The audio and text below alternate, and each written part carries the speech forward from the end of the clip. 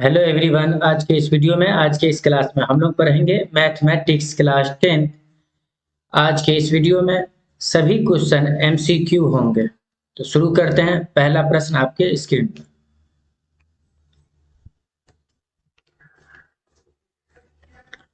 निम्नलिखित में कौन सी सबसे छोटी प्राकृत संख्या है? निम्नलिखित में कौन सी सबसे छोटी प्राकृत संख्या है? तो ऑप्शन में है, ए में है 0 माइनस 1, सी में 1, डी में 2। तो इसका आंसर हो जाएगा ऑप्शन नंबर सी। सबसे छोटी प्राकृत संख्या कितनी है? 1 होती है। 45 तथा 60 का मौसो है। तो 45 का अलग से खंड कर लेंगे और 60 का अलग से खंड कर लेंगे। 3 से लगाएंगे, 3 एका 3, 1 बचा तो 15 होगा, 3 पंचे 15। फिर 3 से, 3 पंचे 15। तो यानी 45 का खंड कितना निकला? 3 गुने 3 गुने 5। अब 60 का करेंगे, 2 से, 2 तिया 6, ये 0। फिर 2 से, 2 एका 2, 2 पंचे 10। 3 से लगेगा, 3 पंचे 15। 60 का खंड कितना निकला? 2 गुने 2 गुने 3 गुने 5। निकालना क्या था? मौसो। तो मौसो बराबर, तो मौसो में क्या करते हैं, जो दोनों में आता है वो लिया जाता है और बाकी को छोड़ दिया जाता है, जो दोनों में कॉमन मिले। तो 3 इसमें भी मिल रहा है, 3 इसमें भी मिल रहा है, तो 3 इसमें भी है और इसमें भी है, तो दोनों का एक जोड़ा निकाल लेंगे तो कितना हो जाएगा? 3। यानी इसमें भी 3 है और इसमें भी 3 है, तो एक 3 ले लेंगे। गुने, अब ये 5 मिल रहा है दोनों में, 5 इधर भी है 5 इसमें भी है, दोनों में मिल रहा है तो एक ले लेंगे। अब कोई संख्या नहीं मिल रहा है तो उस सबको नहीं लेंगे। मौसम में क्या करना है, जो दोनों में मिलेगा वो लेंगे। तो 3 इसमें मिल रहा था, 3 इसमें मिल रहा था, ये कॉमन ले ली। फिर 5 इसमें कॉमन है, 5 इसमें भी कॉमन है, तो 5 को ले। अब नहीं मिल रहा है, छोड़ देंगे, दोनों को गुना कर देंगे, 3 पंचे 15। तो option number D correct answer. यदि दो संख्याओं का गुणनफल 2166 है एवं उनका मौसो 19 है तो उनका लौसो होगा। तो दो संख्याओं का गुणनफल, तो यानी ए गुने बी बराबर फॉर्मूला क्या होता है? मौसो गुने लौसो, मौसो गुने लौसो। दो संख्याओं का गुणनफल क्या होता है? मौसो गुने लौसो। तो यहाँ दो संख्याओं का गुणनफल कितना दिया हुआ? 2166। तो कितना लिख देंगे यहाँ? 2166 बराबर में मौसो का मान कितना दिया है? 19, तो 19 लिखेंगे। अब गुने, लौसो नहीं दिया है तो लौसो लिख देंगे, निकालना ही है लौसो। अब इधर कितना है? 2166 बट्टा में ये गुना वाला दाहिने से बाएं साइड आएगा तो भागा, बराबर में कितना? लौसो। तो 19 को भागा देंगे, 2166 को भागा देना है 19 से, तो कितना मतलब काटेंगे तो 19 से का 19, तो 21 में से 19 गया तो 2 बचा, 2 इधर क्या है? 6 है, तो 26 होगा। फिर 19 से का 19, तो 26 में से 19 गया तो कितना बचा?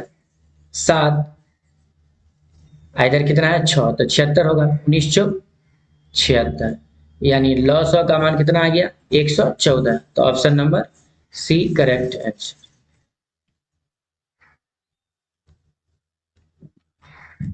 यदि m एक धनात्मक पूर्णांक है तो धनात्मक विषम पूर्णांक का रूप होगा। तो ऑप्शन में 4m प्लस 2, बी में 4m प्लस 4, सी में 4m प्लस 1, डी में इनमें से कोई नहीं। तो यहाँ क्या पूछा गया? विषम पूर्णांक पूछा गया। तो ये क्या है? यहाँ पर 2 है ये वाला, तो प्लस है, प्लस 2 सम संख्या है, 4 भी क्या है? सम संख्या, एक क्या है? विषम संख्या। तो इसका आंसर क्या हो जाएगा? Option number C correct answer. क्योंकि विषम पूर्णांक पूछा है तो विषम पूछेगा, तो यहाँ कितना है? एक विषम संख्या है, तो ऑप्शन नंबर सी। इसी में अगर सम पूछेगा तो जैसे यहाँ 2 है तो 2 हो जाएगा, 4 है प्लस तो 4।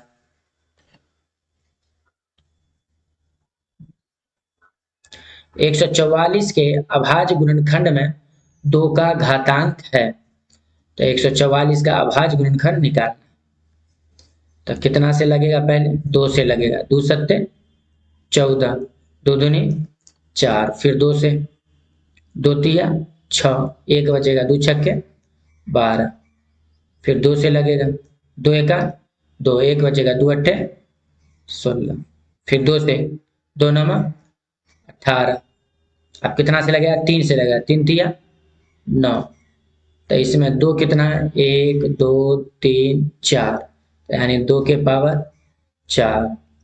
3 कितना है, 1 2, तो यानी 3 के पावर 2। इसमें पूछा क्या गया है, 2 का घातांक पूछा है, तो 2 का घातांक कितना है, 4 है। 2 के पावर कितना है, 4, तो यानी कि ऑप्शन नंबर सी करेक्ट है।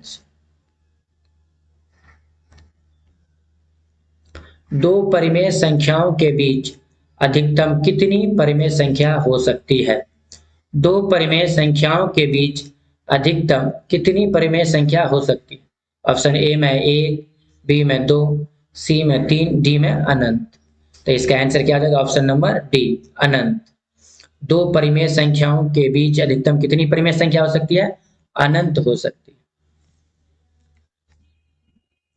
निम्नलिखित में कौन अभाज्य संख्या है।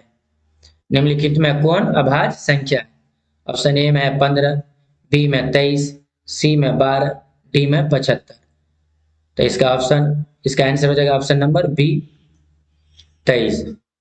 तो अभाज्य संख्या किसको बोला जाता है, जिसका एक खंड हो, एक से पूरा पूरी भाग लग जाए और स्वयं से लगे। तो स्वयं सिर्फ 23 है और इसके बीच में कोई भी संख्या से 23 नहीं कटेगा, तो वो कौन संख्या होगा, अभाज्य संख्या। तो इसका आंसर क्या हो जाएगा, ऑप्शन नंबर बी। इसमें 15 में 1 से भी कर रहा है, 3 से भी कर रहा है, 5 से भी कर रहा है, 15 से भी कर रहा है। तो ये इसमें क्या है, कितना खंड निकल गया, 1 2 3 4 गो आ गया। तो इसमें अभाज्य संख्या में क्या होता है कि 1 से लगे और स्वयं से लगेगा तो ही अभाज्य संख्या होगा। यहाँ कितना खंड है, 1 2 3 4, 4 खंड है। यानी कि अभाज्य संख्या के लिए 1 से और स्वयं से कटना जरूरी है, तो अभाज्य संख्या होगा, बाकी अभाज्य संख्या नहीं होगा। 12 भी कितना, 1 से लग जा रहा है, 2 से 2 छक्के 12, 3 से 3 चौका 12, 4 से 4 तिया 12, 6 से 6 दूनी 12, फिर 12 का 12 लग जा रहा है। तो ये यहाँ देखिए 1 है और 12 है, उसके अलावा भी और संख्या है, तो ये क्या होगा, अभाज्य संख्या ये नहीं। उसी तरह 75 भी उसी तरह होगा। तो इसका आंसर क्या हो जाएगा, अभाज्य संख्या में 23, ऑप्शन नंबर बी। 96 का अभाज्य गुणनखंड क्या होगा। तो अभाज्य गुणनखंड करना है तो पेड़ विधि से 2 से लगाएंगे, 2 चौका 8, 1 बचेगा, 2 अट्ठे 16, फिर 2 से, 2 दूनी 4, 2 चौका 8, फिर 2 से, 2 एका 2, 2 दूनी 4, फिर 2 से, 2 छक्के 12, फिर 2 से, 2 तिया 6। तो 96 का अभाज्य गुणनखंड कितना आया, 2 गुने 2 गुने 2 गुने 2 गुने 2, 2 कितना है, 1 2 3 4 5। तो यानी कि अगर इसमें ऑप्शन में पूछेगा तो यानी कि 2 के पावर कितना हो गया, 5, 1 2 3 4 5, 2 के पावर 5 गुने 3 के पावर 1।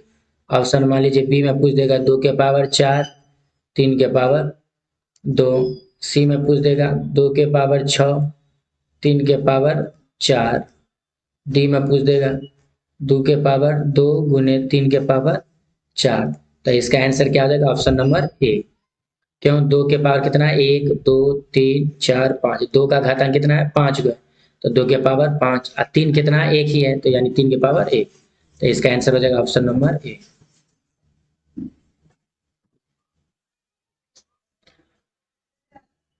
पाँच 5005 के कितने अभाज्य गुणनखंड है। तो गुणनखंड करके देख लेंगे। 5005 कितना से लगेगा, पहले 5 से लगेगा, 5 का 5, डबल जीरो का डबल जीरो, 5 का 5। अब कितना से लगेगा? अब एक ही मरतबा लगातार 11 से लगेगा, डायरेक्ट 11 से। 11 नामा 99, कितना बचा? 100 में से 99 चला गया तो एक बचेगा, इधर एक है, 11 का 11। फिर कितना से? 7 से, 7 का 7, 9 में से 7 गया तो 2 बचा, इधर कितना है? 1, तो 21 हुआ, 7 या 21। इसमें क्या पूछा? 5005 के कितने अभाज्य गुणनखंड हैं? ये हुआ 1 खंड, 2 खंड, 3 खंड, 4 खंड। तो इसका आंसर क्या हो जाएगा? Option number B. कितने अभाज्य गुणनखंड है? 4 गो है, 1 2 3 4।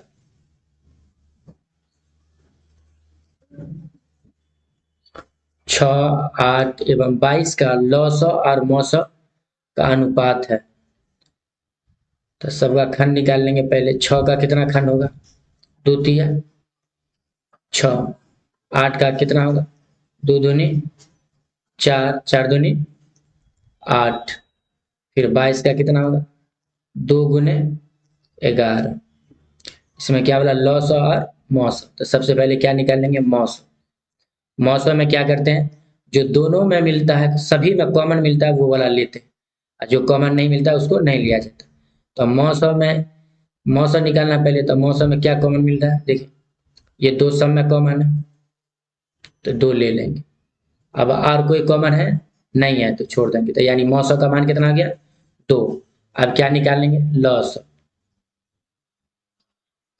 तो लौसौ बराबर, लौसौ में क्या करते हैं? जो कॉमन मिलता है उसको भी ले लेते हैं, और जो शेष बच जाता है उसको भी ले लेते हैं। तो 2 सब में कॉमन था तो सब का 1 लिए थे, तो यहाँ 2 ले लेंगे।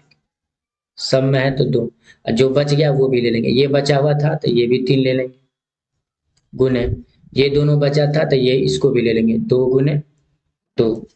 अब ये भी बचा था तो इसको भी ले लेंगे। अब गुना कर देंगे सब।